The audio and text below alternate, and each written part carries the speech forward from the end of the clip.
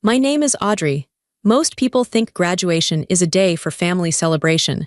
For me, it was the day I finally realized exactly where I stood. 3 weeks before the ceremony, my parents looked me in the eye and told me they weren't coming. They had booked a luxury resort trip with my sister instead. They said she was stressed and needed a break. They didn't even ask how I felt about graduating alone. I didn't cry. I didn't beg them to change their tickets. I didn't scream. I simply made a decision. When the big day came, the cameras were rolling. The ceremony was being live-streamed. My parents were watching from their hotel room, expecting to see me walk across the stage alone. They expected my success to look lonely. But they were wrong. When the announcer called for the family who had supported me through everything, the spotlight didn't land on empty chairs. It landed on two people who actually loved me. And as the crowd cheered, my parents realized something terrible from thousands of miles away. They realized they had been replaced. And the whole world was watching. But before I tell you how everything flipped, like and subscribe, drop a comment. Where are you watching from? My name is Audrey. I am 22 years old, and I live in a quiet suburban town in America. To understand why I didn't cry when my parents skipped my graduation, you have to understand the house I grew up in. You have to understand the invisible lines that were drawn on the floor the day I was born. In most families, love is supposed to be like sunshine. It's supposed to shine on everyone equally. But in my house, love was like a spotlight. And the person controlling the spotlight was my mother, and the only person she ever pointed it at was my sister, Chloe. I was the background child. I don't mean that I was abused in a way that would leave bruises. I wasn't beat. I was fed. I had clothes. If you looked at our family from the outside, you would see a perfectly normal suburban life. You would see a nice house with a 2-car garage. You would see family vacations to the beach. You would see Sunday dinners. But if you lived inside that house, you would feel the coldness. You would feel the silence that surrounded me, compared to the noise and warmth that surrounded Chloe. Chloe was 2 years older than me. From the moment I can remember, she was the center of the universe. She was louder, she was more demanding, she was sensitive. That was the word my parents always used. SHH, be quiet, Audrey, your sister is feeling sensitive today. Don't upset Chloe, you know she's sensitive. Sensitive was a code word. It meant that Chloe's feelings were the most important thing in the world, and my feelings didn't matter at all. I remember a specific Saturday when I was 6 years old. It was summer. The air was hot and sticky. My dad had bought us new bicycles. Well, that's not exactly true. He had bought Chloe a new bicycle. It was pink and shiny. It had white tassels on the handlebars and a white basket on the front. It was beautiful. My new bike was Chloe's old one. It was rusted on the chain. The seat had a tear in it. The paint was scratched. I didn't complain. I was 6. I was just happy to have a bike. I remember running out to the driveway, excited to ride. But then the drama started. Chloe looked at her brand new, shiny pink bike. She looked at the tassels, and then she started to scream. "It's the wrong pink," she wailed. She threw herself onto the concrete driveway. "I wanted hot pink. This is baby pink. It's for babies. I hate it." My mom came running out of the house like the house was on fire. My dad dropped the wrench he was holding. "Oh, honey, don't cry," my mom said, crouching down next to Chloe. She stroked Chloe's hair. "It's a beautiful bike. It's the best one they had." "I hate it," Chloe screamed, kicking the tire of the new bike. "Take it back. I won't ride it." My dad looked stressed. He wiped sweat from his forehead. "Chloe, sweetie, the store is closed now. Just try it. It cost a lot of money." "No," Chloe yelled. I stood there holding the handlebars of the rusty hand-me-down bike. I was waiting for them to look at me. I was waiting for them to say, "Audrey, how is your bike? Are you ready to ride?" They never looked. I got on my bike. I was small and the bike was a little too big for me. I started to pedal down the driveway. I wanted to show them I could ride. I wanted them to see me. I gathered speed. I turned the handlebars, but the front wheel was loose. The bike wobbled. I lost my balance. Crash. I fell hard onto the concrete. The metal pedal scraped all the way down my shin. It ripped my skin. Blood started to well up immediately. It hurt. It hurt so bad that the air left my lungs. I started to cry. "Mom, Dad," my mom turned her head. She looked at me sitting on the ground with blood on my leg. But she didn't run to me. She didn't look scared for me. She looked annoyed. "Audrey, please," she snapped. "Can't you see we are dealing with a crisis here? Your sister is hysterical. Stop making noise." "But I'm bleeding," I sobbed. "Go inside and put a Band-Aid on it," my dad said, his voice impatient. Don't be a baby, Chloe is really upset right now. I stopped crying. Not because it stopped hurting, but because I was shocked. My sister was crying because she didn't like the color of a brand new gift. I was crying because I was bleeding, and they chose to comfort her. I picked myself up off the ground. I limped into the house. I found the bathroom. I washed the blood off my leg with cold water. It stung. I found a Band-Aid and put it on. I sat on the edge of the bathtub and looked at my reflection in the mirror. I was 6 years old, but I looked older. I looked tired. That was the day I learned the rule: pain doesn't matter, only volume matters, and Chloe is always louder. This pattern repeated itself every single year. When Christmas came, the tree would be full of presents, but the distribution was always uneven. Chloe would get the big-ticket items, the gaming consoles, the designer clothes, the jewelry. I would get socks. I would get school supplies. One year I got a calculator. "You're the smart one," my dad said with a shrug when I opened it. "We thought you'd use it." Chloe opened a box with a new leather jacket. She frowned. "I wanted the black one. This is dark brown." "We can exchange it, honey," Mom said quickly. "We'll go tomorrow." I looked at my calculator. I didn't say anything. I just put it in my pile of socks and notebooks. The hierarchy was physical too. At the dinner table, Chloe sat next to Mom. I sat on the end, near the kitchen door. It was my job to get up and get the salt if someone needed it. It was my job to refill the water pitcher. "Audrey, grab the butter," Dad would say, not even looking up from his plate. "Audrey, we need napkins," Mom would say while listening to Chloe tell a long, boring story about her day. I was the waitress. Chloe was the customer. My parents were the managers who made sure the customer was happy. I tried to get their attention in other ways. I tried to be funny. I tried to tell jokes.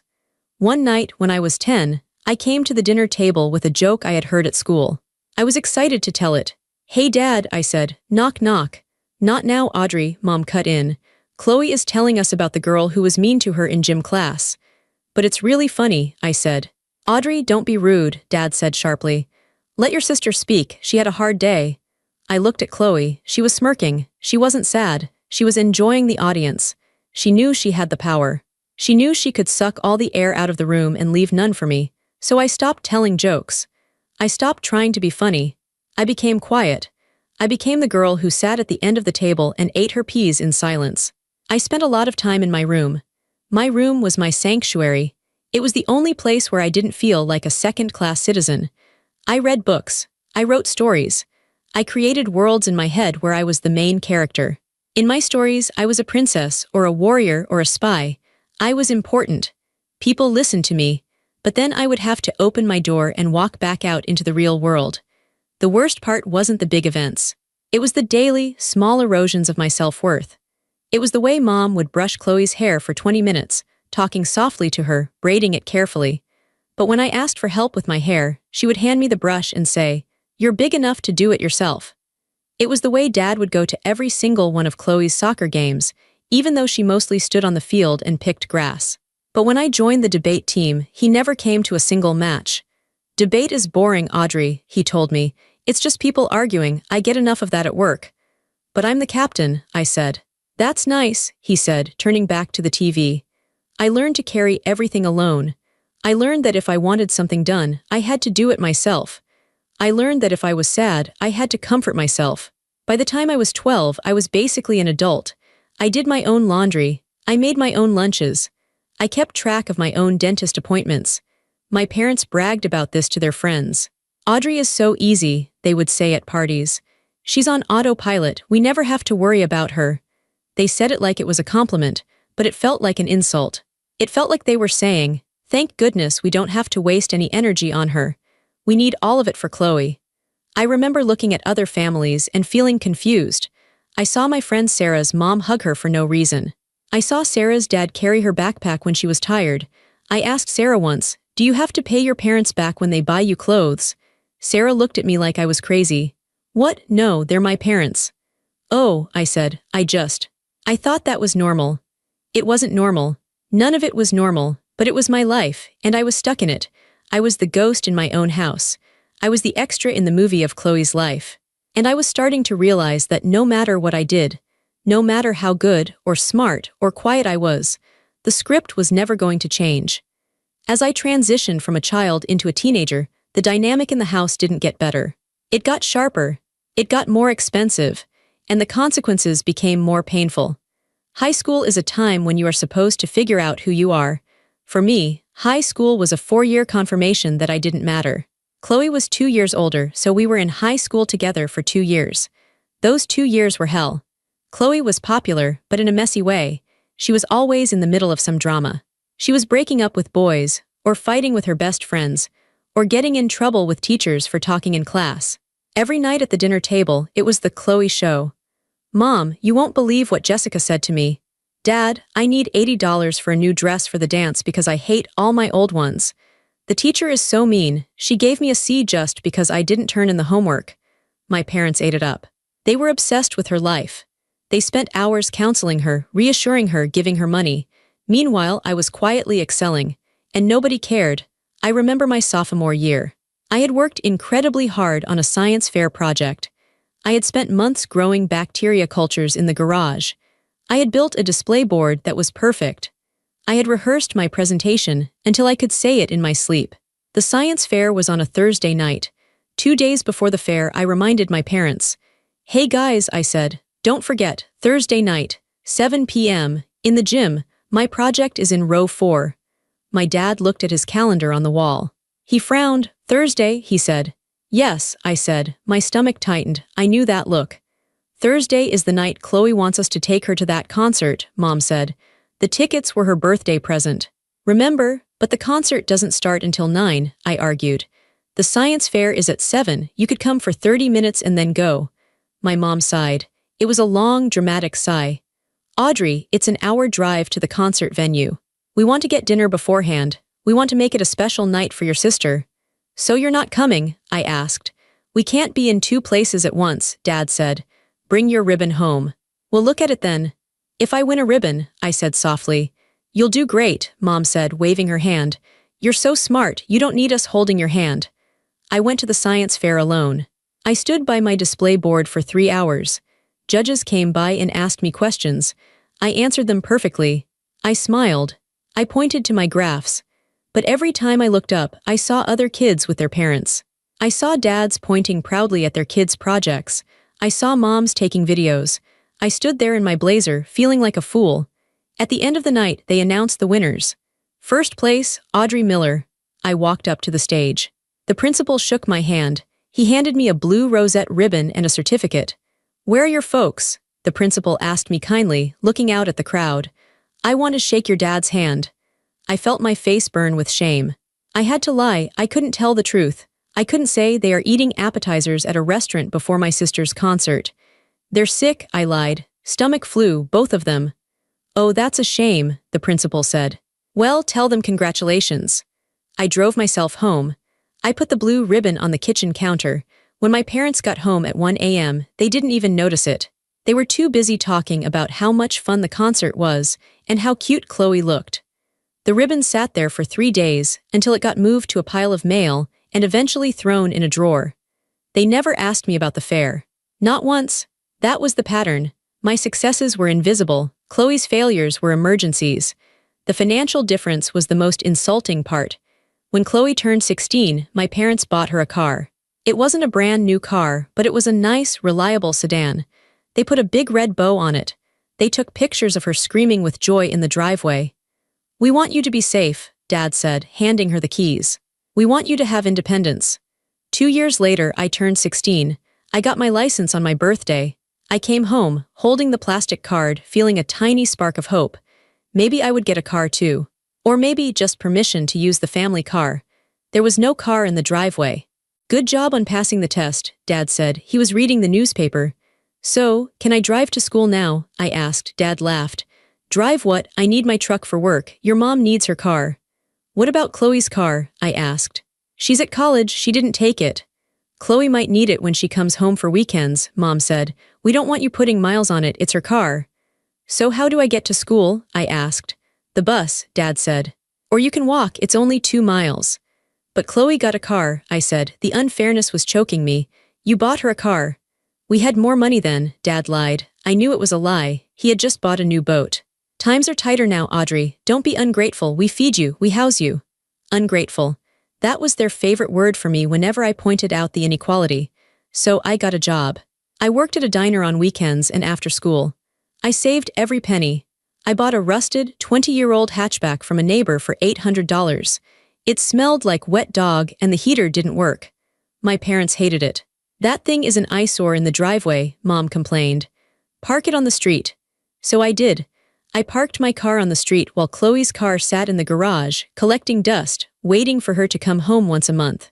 The final blow of my high school years, the one that really hardened my heart, was the college essay. I wanted to get into a good university. I knew my parents weren't going to pay for it.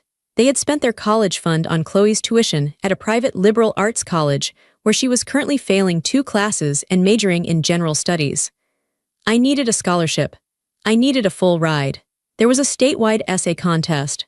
The prize was a full scholarship to the state university. It was prestigious. It was competitive. I spent 3 months writing that essay. The topic was overcoming adversity. I wrote about growing up in the shadow. I didn't name names, but I wrote about the feeling of being invisible. I wrote about the science fair.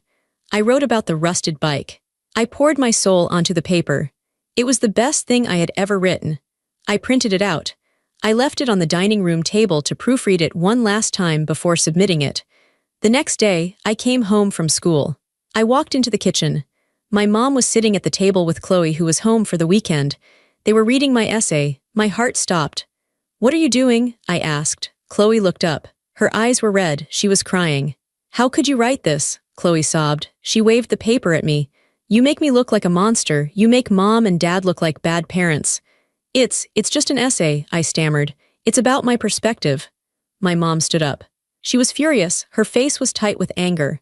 "This is a betrayal, Audrey," Mom spat. "Airing our dirty laundry, telling strangers that we don't love you. How dare you?" "It's the truth," I yelled. It was the first time I had raised my voice in years. "It's how I feel." "It is selfish," Mom yelled back. "If you submit this, you will humiliate your sister. You will humiliate this family." She took my essay. She ripped it in half. Then she ripped it again. "You are not submitting this," Mom said.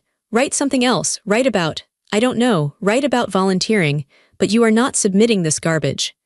I stood there, watching the pieces of my hard work flutter to the floor. I wanted to scream. I wanted to break something. But I knew it wouldn't matter. They didn't care about my scholarship. They cared about their image. They cared about Chloe's feelings. I didn't submit the essay. I wrote a generic one about working at the diner. It was fine. It was boring. I didn't win the scholarship. I got into the university anyway based on my grades. But I didn't get the full ride. I had to take out loans. I had to work 2 jobs. When I moved into my dorm room freshman year, nobody helped me. Chloe had moved in 2 years prior. My parents had rented a U-Haul. They had spent the whole weekend setting up her room, buying her matching bedding, hanging curtains, filling her mini fridge. For me, "We're busy this weekend," Dad said. "You have your little car. You can fit your clothes in there." I drove myself to college. I carried my boxes up 3 flights of stairs alone. I set up my bed alone. I sat on the bare mattress in the empty room and looked out the window. I saw other parents hugging their kids in the parking lot. I saw moms crying. I saw dads handing their daughters tool kits and mace. I had nothing. I had my loans. I had my old car. And I had the burning, cold realization that I was an orphan with living parents. I swallowed the disappointment.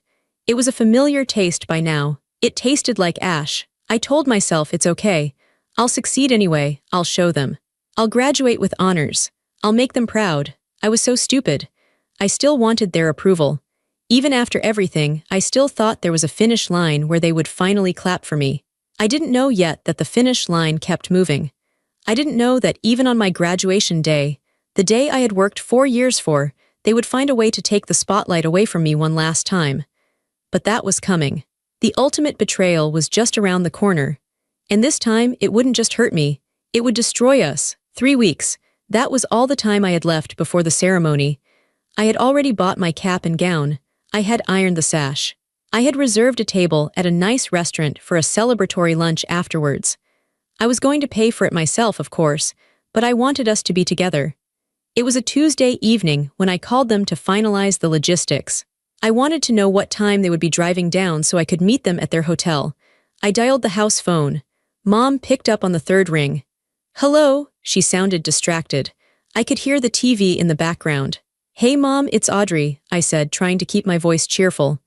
"Oh, hi Audrey." Her tone didn't lift, it went flat. "I'm just calling to check on the plan for graduation weekend," I said. "I wanted to know if you guys booked the hotel near campus or if you're staying further out." There was a silence on the other end, a long, heavy silence.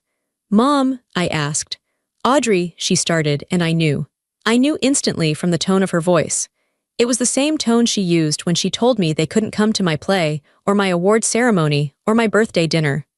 "Audrey, listen," she said. "We've been talking." "Talking about what?" My hand tightened around my phone. "Your sister. She's been having a really hard time lately," Mom said. "Her job is stressful and she's just feeling very down. She's been depressed, Audrey." "Okay," I said slowly. "I'm sorry she's sad, but what does that have to do with my graduation?" "Well," Mom sighed, "we decided that what the family really needs right now is a reset, a break. So Dad and I booked a trip to a resort in Mexico for the three of us, for me, Dad, and Chloe." The world seemed to stop spinning. "You booked a trip?" I repeated. "When?" "The flight is next Thursday," she said. "But that's graduation weekend," I said. My voice sounded small, like I was 7 years old again. "Mom, that's the weekend I graduate." I know," she said quickly, dismissively. But the dates for the resort were non-negotiable. It was a special package. "And frankly, Audrey, we just thought you would understand. You're always so capable. You know how fragile Chloe is right now. She needs this sun and relaxation." "We all do." My dad picked up the extension line. He must have been listening. "Audrey," Dad's voice was gruff. "Look, don't make your mother feel guilty. This trip is important for the family's mental health. Chloe is really struggling." "I'm graduating from college," I said. I felt tears pricking my eyes, but I refused to let them fall. "I am the first person in this family to get a degree. And you're going to a resort." "It's just a ceremony, Audrey," Dad said. "It's sitting in a hot stadium for 3 hours listening to boring speeches. We can celebrate with you when we get back. We'll do a dinner or something."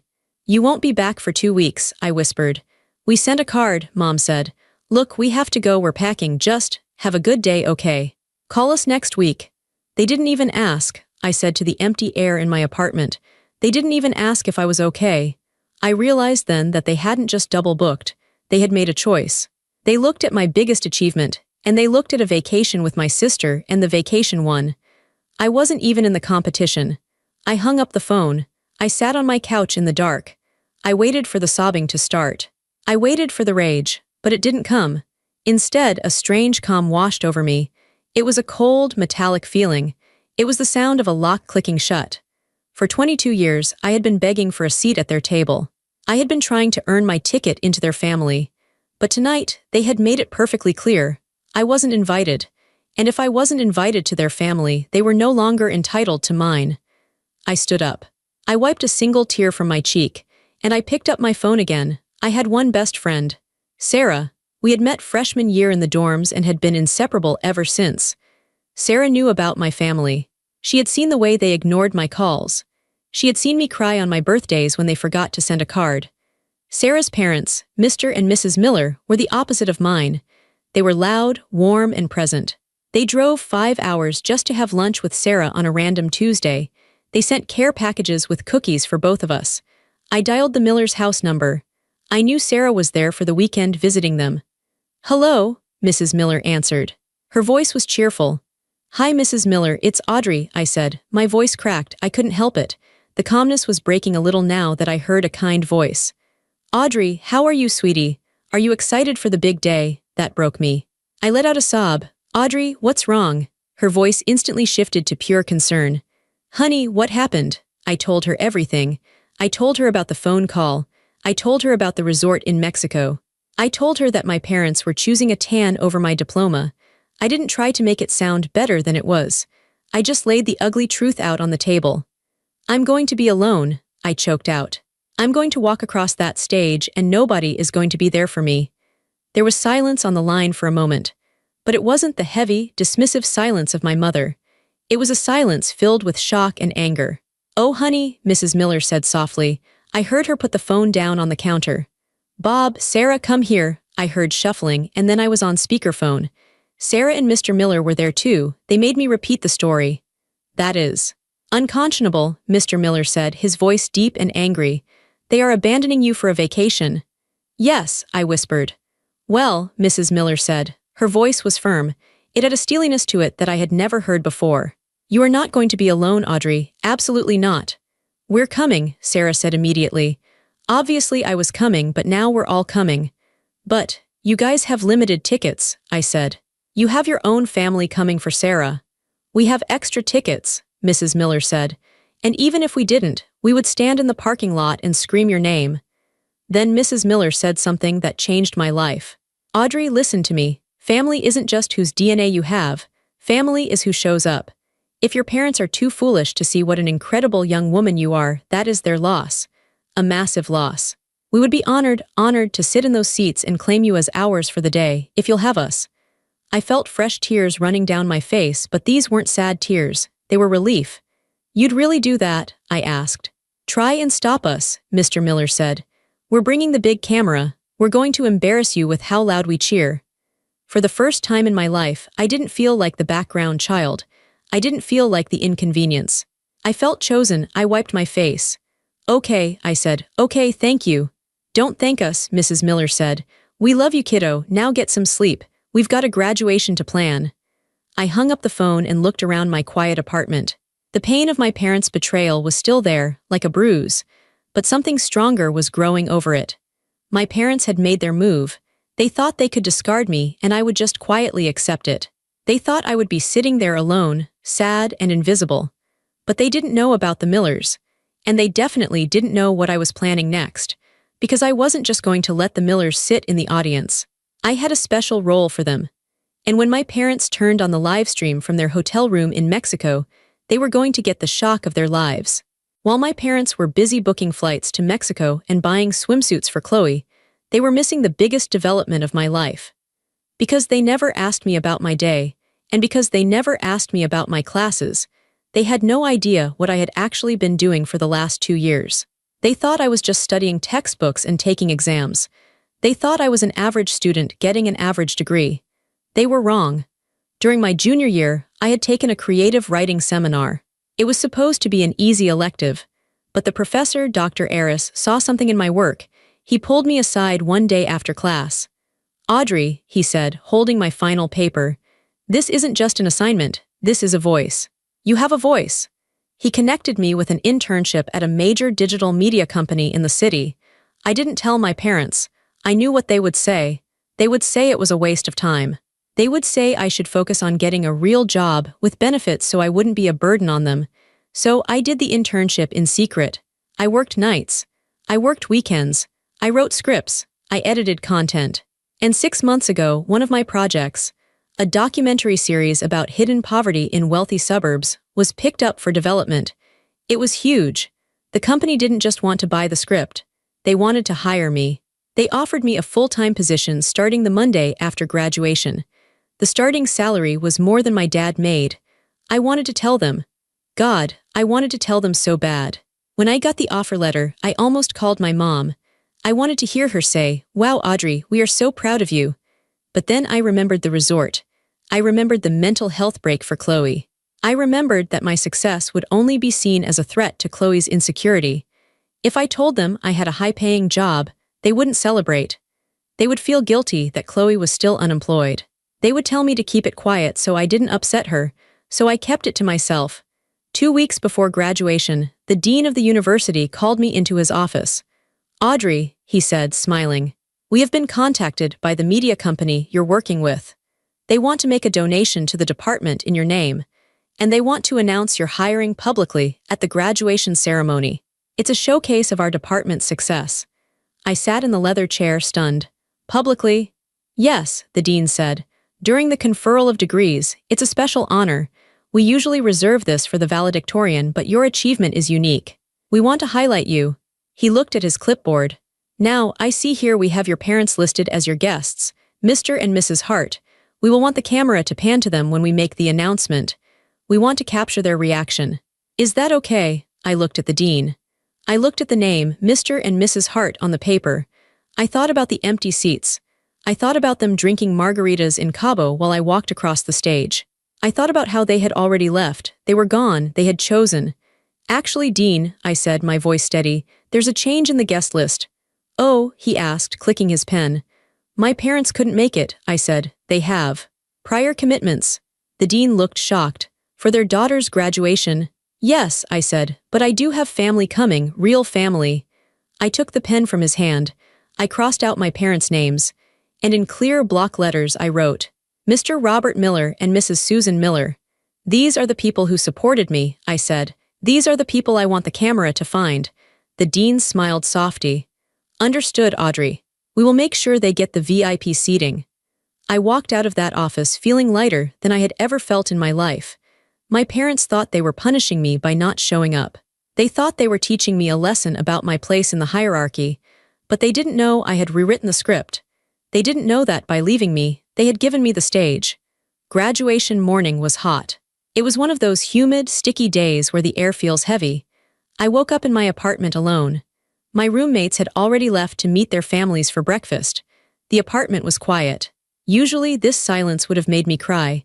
I would have imagined my mom making pancakes or my dad pacing around in his suit. But today, the silence felt like focus. It felt like the quiet before a battle. I put on my dress. I put on my gown. I adjusted the cap in the mirror. I looked at myself. I didn't look like the scared little girl with the rusty bike anymore. I looked like a woman who survived. My phone buzzed. It was a text from Mom. Thinking of you today. Hope the ceremony isn't too long. We are having a great time. The beach is beautiful. Chloe is finally relaxing. Send us a pic. Love, Mom. No congratulations. No, I'm sorry we aren't there. Just a request for a picture and an update on Chloe's relaxation. I didn't reply. I turned my phone off. I drove to the stadium. The parking lot was a sea of families. There were balloons, flowers, signs. I walked through the crowd, head high. And then I saw them. Standing near the entrance, holding a massive bouquet of yellow sunflowers, my favorite, were the Millers. Mr. Miller was wearing a suit and tie, sweating in the heat but smiling ear to ear. Mrs. Miller was wearing a beautiful blue dress. Sarah was holding a blowhorn. Audrey, Sarah screamed, blasting the horn. Mrs. Miller ran over and hugged me so hard I almost lost my breath. Look at you, she said, tearing up. You look beautiful, honey. You look so smart.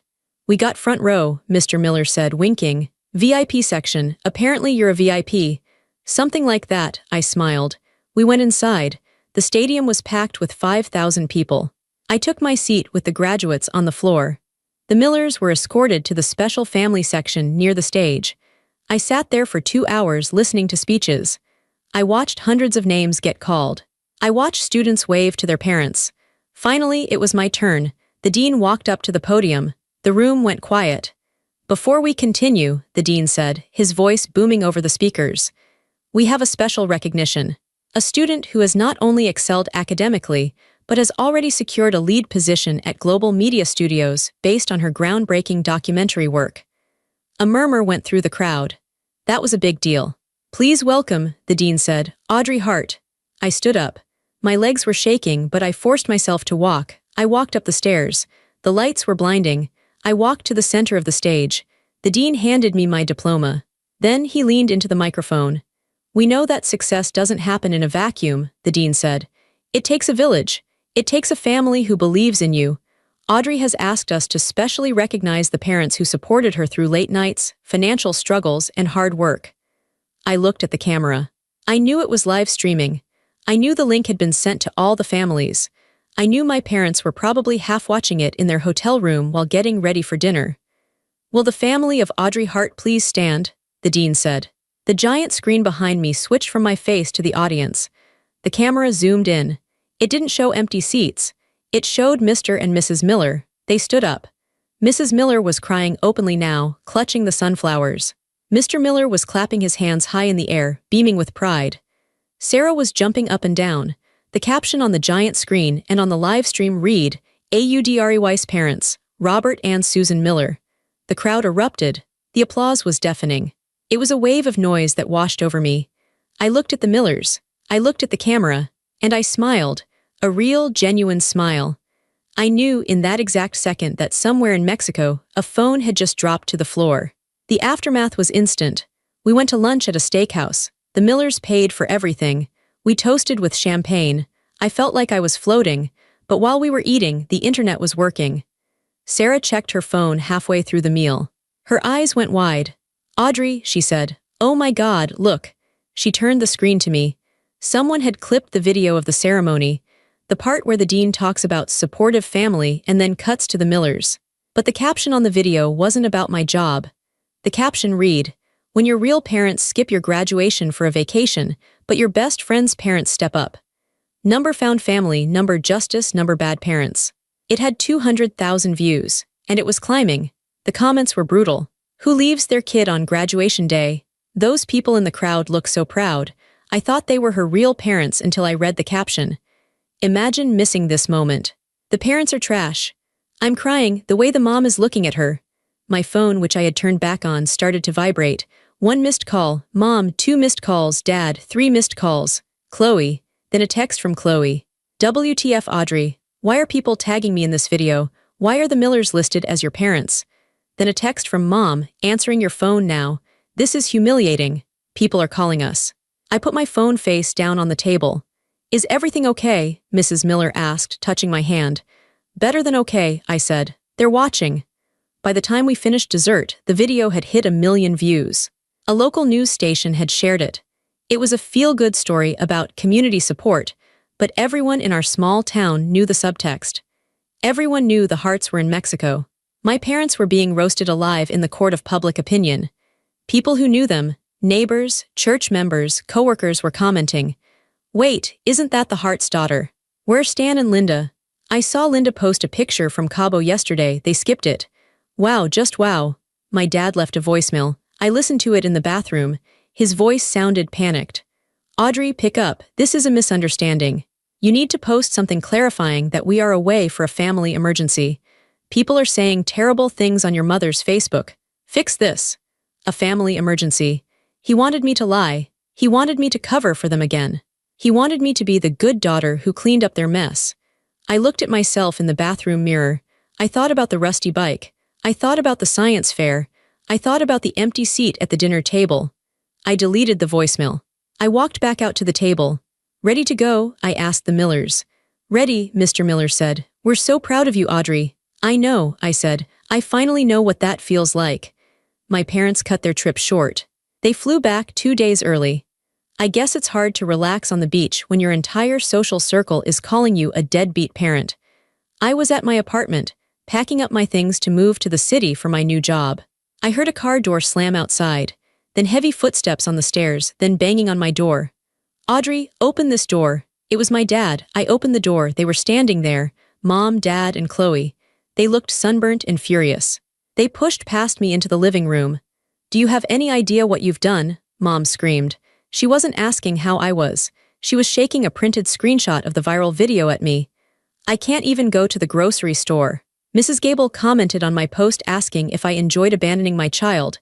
"It's a PR nightmare." "You made us look like monsters," Chloe chimed in. She was scrolling on her phone. Someone found my Instagram and commented, "Selfish sister. You need to delete your account, Audrey." I stood by the kitchen island. I didn't offer them water. I didn't offer them a seat. "I didn't post the video," I said calmly. "Strangers did." "But you set it up," Dad yelled. His face was red. "You gave the dean the Millers' names. You erased us." "You erased yourselves," I said. My voice was quiet, but it cut through their shouting. "You booked the trip, Dad. You chose the resort. You told me to my face that you had other plans." "We are your parents," Mom cried. Tears started running down her face, the weaponized tears she always used to get her way. "We raised you, we fed you. And you give the credit to Susan Miller. That woman is a stranger." "She was there," I said. "She was sitting in the chair you left empty." "It was one weekend," Mom sobbed. "We have been there for 22 years. "No," I said. "You haven't." The room went silent. "You weren't there for the science fair," I said, counting on my fingers. "You weren't there for the debate finals. You weren't there when I broke my arm when I was 12 and drove myself to the urgent care because you were watching Chloe's recital. You have never been there." "That is not true," Dad sputtered. "You're exaggerating, you're being dramatic." "I'm done," I said. "I'm done being the background character in Chloe's life." "So what? You're just going to cut us off," Chloe scoffed. "Good luck paying for your apartment without Dad's help." I laughed. It was a dry, humorless laugh. "I don't need Dad's help," I said. "I have a job, a career, the one the dean announced on stage." The one you would have known about if you had asked me a single question about my life in the last 6 months. They looked confused. They didn't even know what job I was talking about. "I'm moving tomorrow," I said. "I'm paying for it myself. I'm handling it myself, just like I always have." "Audrey, please," Mom changed her tone. She saw that her anger wasn't working, so she switched to guilt. "We're a family. Families forgive. We made a mistake. We'll make it up to you. We can have a big dinner tonight. Just post something online saying it was a misunderstanding, please, for the family." She reached out to touch my arm. I took a step back. "No," I said. "What do you mean no?" Dad demanded. "No dinner, no post, no forgiveness, not this time." I walked to the door and opened it. "You should go, I have packing to do." "You're making a mistake," Dad warned. "If you walk away now, don't expect us to be there when you fail." "I don't expect you to be there at all," I said. "That's the point." They stared at me. For the first time, they looked small. They looked like people who had lost something valuable and didn't know how to get it back. They walked out. I closed the door, I locked the deadbolt. And then I went back to packing. It has been 5 years since that day. I live in the city now. I'm a senior producer at the media company. I have a beautiful apartment with big windows and plants that I actually remember to water. My relationship with my parents is polite. That's the best word for it. We talk on Christmas. We talk on birthdays. It's a 10-minute call. We talk about the weather. We talk about traffic. We don't talk about my life, and I don't listen to their drama about Chloe. Chloe is still living in their basement. She's on her 5th career path. My parents are still rescuing her, still paying her bills, still exhausting themselves trying to make her happy. They look 10 years older than they are. They tried, for a while, to get back in. When I won an Emmy for my documentary work last year, they sent flowers. They posted about it on Facebook. "So proud of our daughter." I didn't comment. I didn't like the post. I just let it sit there. I realized that they don't miss me. They miss the prop. They miss the easy child who made them look good without requiring any effort. But I don't need them to look good anymore. I spent Thanksgiving with the Millers this year. We cooked a huge turkey. We played board games. We laughed until our sides hurt. At the dinner table, Mr. Miller raised a glass. "To Audrey," he said, "we are so lucky to have you in our lives." "To family," I said, clinking my glass against his. I looked around the table. I saw Sarah, my best friend. I saw her husband. I saw her parents, who treat me like their own daughter. I realized that I wasn't a victim anymore. I wasn't the girl with the rusty bike. I wasn't the invisible student.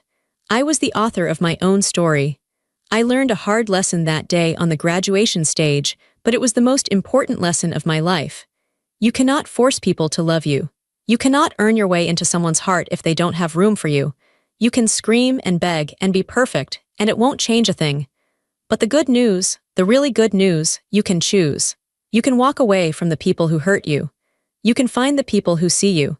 You can find the people who will drive 5 hours to sit in a hot stadium just to cheer for your name. I still have the photo from graduation day, the one of me and the Millers smiling with the sunflowers. I keep it on my desk. It reminds me that blood makes you related. But loyalty, love, showing up when it matters, that makes you family. And for the first time in my life, I have plenty of it. If you are watching this and you are the background child, if you are the one who is always overlooked, always quiet, always waiting for your turn, stop waiting. Stop trying to buy a ticket to a show that doesn't want you.